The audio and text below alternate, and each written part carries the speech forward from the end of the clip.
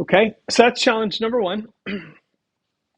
Challenge number two here is to retrofit your employee database with actual storage so that the storage of your database is, or your data from your database is saved and loaded. So every time you update the database, it should save it out to a file so that if you exit the program and then you rerun the program, it loads that data from the database file and you pick up where you left off, just like a real live application.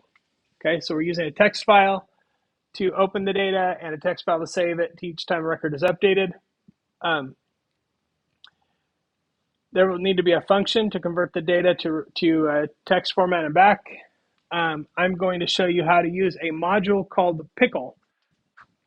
Now, you can't save a whole dictionary to a text file natively.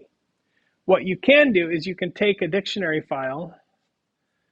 Okay, so if I go back to my trusty fruit stand here, I could take this dictionary and I could come up with some kind of formula that breaks it down into pieces and encodes it a certain way so that I could read and write from a text file. But there's a module out there called Pickle. And what Pickle allows me to do is take this whole thing with one line of code and just put it in a text file. Now, when you open that text file, it's going to be in binary code, so it's not readable by the human eye. But then I can take that information using Pickle from that text file and put it back into a dictionary, again, with one line of code. So it's really useful, and it's especially useful for this assignment.